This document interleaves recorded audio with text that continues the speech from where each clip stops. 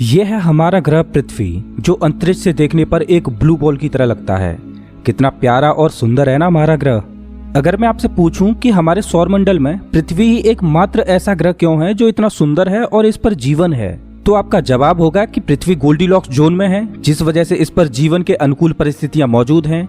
यही कारण है कि हमारा ग्रह इतना सुंदर और हरा भरा दिखाई देता है और अंतरिक्ष से एक ब्लू बॉल की तरह दिखाई देता है।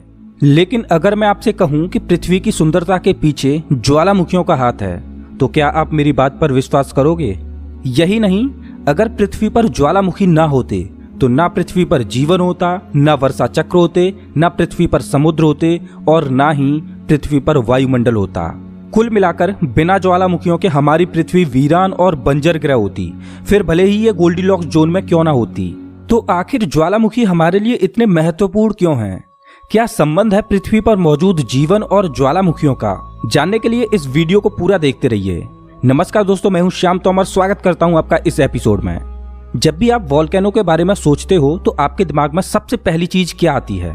धधकता हुआ लावा और उससे निकलने वाली गैसें, राख का काला बादल या ज्वालामुखी के पास मौजूद गर्म पानी? हम सब जानते हैं कि पृथ्वी के गर्भ में बहुत ज्यादा गर्मी है और इसकी कोर का टेम्परेचर लगभग 6000 डिग्री सेल्सियस है। हाई टेम्परेचर की वजह से पृथ्वी के गर्भ में सब कुछ पिघली हुई अवस्था में है, जिसे मैग्मा बोला जाता है। जब मैग्मा पृथ्वी के अंदर मूव करता है तो उसकी वजह से टेक्टोनिक प्लेट्स भी मूव करने लगती हैं, जिस वजह से पृथ्वी की सतह पर हमें भूकंप के झटके महसूस होते हैं। जब धरती के भूगर्भ में प्लेट खिसकती हैं और एक दूसरे से टकराती हैं, तो जो भारी प्लेट होती है वो नीचे दब जाती है और हल्की प्लेट ऊपर उठ जाती है, जिस वजह से पर्वत श्रृंखलाओं का निर्माण होता है। जबकि भारी प्लेट दब के पृथ्वी के अंदरूनी हिस्से में जाती है, तो वहां मौजूद हाई टेम्परेचर की वजह से उस प्लेट का मेटल और रॉक्स पिघलकर मैग्मा में तब्दील हो जाते हैं। हाई प्रेशर की वजह से मैग्मा हल्की प्लेट पर दबाव बनाता है और एक विस्फोट के रूप में पृथ्वी की क्रस्ट को तोड़कर मैग्मा लावा के रूप में बाहर निकलता है, जिसे हम ज्वालामुखी कहते हैं। मेटल और रॉक्स जब तक पिघली हुई अवस्था में जमीन के अंदर होते हैं, तब तक उसे मैग्मा बोला जाता है, और जैसे ही मैग्मा पृथ्वी के बाहर आता है तो उसे लावा बोला जाता है। पृथ्वी के सरफेस पर लावा के जम जाने से ज्वालामुखी के पहाड़ों का निर्माण होने लगता है। जिस जगह पर पृथ्वी की सतह ठोस होती है और मैग्मा किसी तरह बाहर नहीं निकल पाता और ज्वालामुखी विस्फोट नहीं हो पाता, तो धरती की ऊपरी सतह कांपती है और भूकंपीय झटके महसूस होते हैं। अगर विस्फोट होता है तो मैग्मा के साथ गैस, राख और अन्य अवशेष लावा के रूप में बाहर निकलते हैं और सतह पर आकर जम जाते हैं। आज हम पृथ्वी पर जो जमीन देखते हैं उसमें 80% से ज्यादा ज्वालामुखियों का ही हाथ है। ज्वालामुखी 3 प्रकार के होते हैं। पहला है सक्रिय ज्वालामुखी। ये वो ज्वालामुखी होते हैं जिनमें समय समय पर विस्फोट होते रहते हैं। आज पूरी पृथ्वी पर लगभग 1500 से ज्यादा सक्रिय ज्वालामुखी हैं। दूसरा है सुषुप्त या निंद्रित ज्वालामुखी। ये वो ज्वालामुखी होते हैं जो वर्षों से शांत हैं और सोए हुए हैं, लेकिन इनके सक्रिय होने की संभावना बनी रहती है। ऐसे ज्वालामुखी बड़े ही खतरनाक साबित होते हैं। लोग किसी ज्वालामुखी को शांत समझकर उसकी तलहटी में बस जाते हैं, और जब किसी दिन वो विशालकाय दैत्य जागता है तो धरती हिलने लगती है, भीतर से गड़गड़ाहट की आवाज आने लगती है और विध्वंस लीला होने लगती है। उस विध्वंस लीला में आसपास के गांव और नगर बर्बाद हो जाते हैं। और ऐसा कई बार हो चुका है जब शांत पड़े ज्वालामुखियों ने नगरों को ही निगल लिया। जापान का फ्यूजियामा, जो संसार का सबसे सुंदर ज्वालामुखी कहा जाता है, सुषुप्त ज्वालामुखी के अंदर आता है, लेकिन पता नहीं कि वो कब विध्वंस लीला शुरू कर दे। जावा और सुमात्रा के बीच एक ज्वालामुखी मौजूद है जिसका नाम है क्रैकाटोवा। ये ज्वालामुखी वर्षों से शांत पड़ा था, लेकिन 1883 में इसमें एक विस्फोट हुआ जिसने एकाएक वह प्रलय लाने वाला दृश्य उपस्थित किया जो किसी ने ना तो देखा था और ना ही कभी सुना था। वो विस्फोट इतना तेज था कि उसकी आवाज हजारों मीलों तक सुनाई पड़ी। आकाश में उससे इतनी धूल और राख फैली कि वो 3 सालों तक उड़ती रही। उस समय विस्फोट से इतनी तेज शॉक वेव पैदा हुई कि वे 3 बार पृथ्वी की परिक्रमा कराईं। उस विस्फोट में लगभग 36,000 लोग मारे गए और पूरा का पूरा आइलैंड नष्ट हो गया। तीसरे प्रकार के ज्वालामुखी होते हैं मृत या शांत ज्वालामुखी। ये वो ज्वालामुखी होते हैं जो युगों से शांत पड़े हैं और जिनका विस्फोट एकदम बंद हो चुका है, और इनमें भविष्य में भी विस्फोट होने की संभावना नहीं रहती। हमारी पृथ्वी पर मुख्य रूप से 7 टेक्टोनिक प्लेट्स हैं और 26 सब टेक्टोनिक प्लेट्स हैं, जो पूरी पृथ्वी की ज्योग्राफी को निर्धारित करती हैं। लेकिन क्या हो कि पृथ्वी पर कभी कोई ज्वालामुखी फटाई ना होता, तो उस केस में क्या हमारी पृथ्वी वैसी ही होती जैसी इसे आज हम देखते हैं? अगर पृथ्वी पर कोई ज्वालामुखी न होता तो इस पर वायुमंडल भी ना होता। जैसा कि हम जानते हैं कि हमारी पृथ्वी के शुरुआती दौर में इस पर ज्वालामुखी फटने लगे, जिससे वोल्केनिक गैसें बाहर निकलने लगीं, जिससे पृथ्वी के चारों ओर एक प्रोटेक्टिव बबल का निर्माण होने लगा, जिसमें पृथ्वी का एटमॉस्फेयर तैयार हो रहा था। इसी वायुमंडल की वजह से आज हम श्वास ले पाते हैं। अगर ज्वालामुखी के फटने से गैसें ना निकलती तो इस पर वायुमंडल भी ना बन पाता और पृथ्वी के चारों ओर वैक्यूम होता। ये बिल्कुल वैसा ही होता जैसा चांद पर है। जैसा हम जानते हैं कि चांद पर कोई वायुमंडल नहीं है।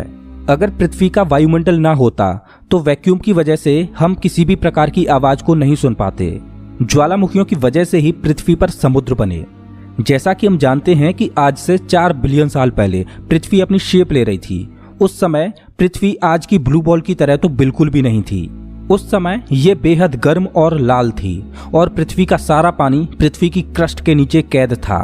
जब इस पर ज्वालामुखी फटे तो उनसे लावा के साथ गैसें और पानी की वाष्प भी निकली।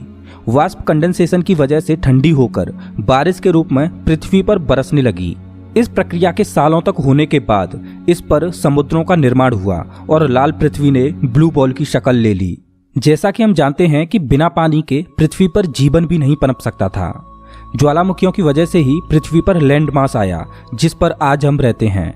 आपको जानकर हैरानी होगी कि अगर ज्वालामुखी ना फटते तो पृथ्वी की जमीन उपजाऊ ना बन पाती। ज्वालामुखियों की वजह से पृथ्वी के गर्भ से वे खनिज बाहर निकल आए, जिससे इसकी ऊपरी सतह उपजाऊ बन पाई। वैज्ञानिकों के अनुसार पृथ्वी पर जीवन की शुरुआत किसी वोल्केनो के पास हॉट वाटर में हुई थी। ज्वालामुखी के पास बैक्टीरिया के रूप में पनपे जीवन ने सालों तक इवॉल्व होते हुए जटिल रूप धारण किया, जिसे आज हम आधुनिक जीवन के रूप में देखते हैं। मतलब ज्वालामुखी ना होते तो ना पृथ्वी पर वायुमंडल होता, ना पानी होता और ना ही इस पर जीवन की शुरुआत होती। लेकिन अब क्या हो कि पृथ्वी पर मौजूद सारे ज्वालामुखी निष्क्रिय हो जाएं और कभी ना फटें, तो क्या इसका हमारी लाइफस्टाइल पर कोई प्रभाव पड़ेगा? जैसा कि हम जानते हैं कि आज पृथ्वी पर जितने भी अलग अलग कॉन्टिनेंट्स मौजूद हैं, वो करोड़ों साल पहले एक ही सुपर कॉन्टिनेंट में से निकले हैं, जिसे पेंजिया बोला जाता है। करोड़ों साल पहले पृथ्वी पर एक ही सुपर कॉन्टिनेंट मौजूद था, जो कि चारों ओर से समुद्र से घिरा था। पृथ्वी के इस डायग्राम को देखिए। पृथ्वी के सबसे अंदरूनी भाग को कोर बोला जाता है। उसके ऊपर आउटर कोर है। उसके बाद हमारे पास कन्वेक्शन करंट्स है। उसके बाद मैग्मा। यही मैग्मा ज्वालामुखी के रूप में बाहर निकलता है।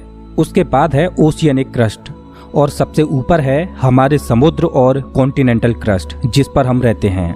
यही कॉन्टिनेंटल क्रस्ट करोड़ों साल पहले एक सुपर कॉन्टिनेंट पेंजिया थी। पेंजिया रीजन छोटे छोटे कॉन्टिनेंट्स में टूटकर अलग अलग पृथ्वी के चारों ओर बिखर गया। इसका कारण था प्लेट टेक्टोनिक्स। ये टेक्टोनिक प्लेट्स टूटकर मूव करने लगे और करोड़ों सालों में पृथ्वी ने आज की जियोग्राफी प्राप्त की। पृथ्वी की टेक्टोनिक प्लेट्स में मूवमेंट आज भी जारी है। ये बहुत ही स्लो प्रोसेस है, इस वजह से बदलाव हमें कम समय में दिखाई नहीं देते। जब प्लेट्स मूव करते हैं तो उनकी वजह से भूकंप और ज्वालामुखी सक्रिय होते हैं, पहाड़ों का निर्माण होता है। हिमालय पर्वत श्रृंखला का निर्माण भी ऐसे ही हुआ है। और चूंकि पृथ्वी की टेक्टोनिक प्लेट्स में मूवमेंट अभी भी जारी है, इस वजह से विश्व की सबसे ऊंची चोटी माउंट एवरेस्ट की ऊंचाई भी बढ़ती जा रही है। जैसा कि मैंने अभी बताया था कि ये एक स्लो प्रोसेस है, जिससे हम इसे कम समय में अनुभव नहीं कर पाते। वैसे ये घटनाएं पृथ्वी के लिए बहुत ज्यादा अच्छी हैं, क्योंकि इनकी वजह से पृथ्वी की क्रस्ट रिन्यू होती रहती है। हम बात कर रहे थे कि क्या हो अगर पृथ्वी पर आज के बाद कोई भी ज्वालामुखी ना फटे। अगर ऐसा हुआ तो बिना वोल्केनिक एक्टिविटी के पृथ्वी की क्रस्ट के नीचे प्रेशर बढ़ता जाएगा। चूंकि उस प्रेशर को रिलीज करने के लिए अगर कोई वोल्केनिक एक्टिविटी नहीं होगी, तो एक समय ऐसा आएगा जब पृथ्वी की क्रस्ट उस प्रेशर को हैंडल करने में सक्षम नहीं रहेगी, जिस वजह से पृथ्वी में विस्फोट हो जाएगा और पृथ्वी छोटे छोटे भागों में टूटकर बिखर जाएगी। मतलब ज्वालामुखी आज भी हमारे लिए उतने ही जरूरी हैं जितने कि पहले थे। इतना ही नहीं, ज्वालामुखियों की वजह से हमारा एटमॉस्फेयर भी ठंडा रहता है। अब आप कहोगे कि वो कैसे? जब ज्वालामुखी से इरप्शन होता है तो उससे सल्फर गैस बाहर निकलती है, जो कि हमारे एटमॉस्फेयर में पानी के साथ कंबाइन होकर पृथ्वी के एटमॉस्फेयर को ठंडा करती है। आज हम ज्वालामुखियों को बड़े बड़े पावर प्लांट्स के रूप में इस्तेमाल कर रहे हैं, जिनको जियोथर्मल पावर प्लांट बोलते हैं। ज्वालामुखी के जरिए पृथ्वी की गहराई से जो हीट निकलती है उससे पावर प्लांट्स में पानी को भाप में बदला जाता है और उस भाप से इलेक्ट्रिसिटी पैदा की जाती है। ज्वालामुखियों की वजह से ही आज हम ऊंची ऊंची कंक्रीट की इमारतें खड़ी कर पाते हैं, क्योंकि वोल्केनिक मटेरियल से ही सीमेंट का निर्माण किया जाता है। अंत में वोल्केनो हमारे लिए इतने बेकार नहीं है जितना हम सोचते हैं, क्योंकि आज हमारी पृथ्वी जैसी भी है वो ज्वालामुखियों की वजह से ही है। दोस्तों, अगर आपको ये वीडियो पसंद आया हो तो इसे लाइक करें और ऐसे ही मजेदार वीडियोज के लिए चैनल को सब्सक्राइब करें, साथ ही बेल आइकन दबाएं।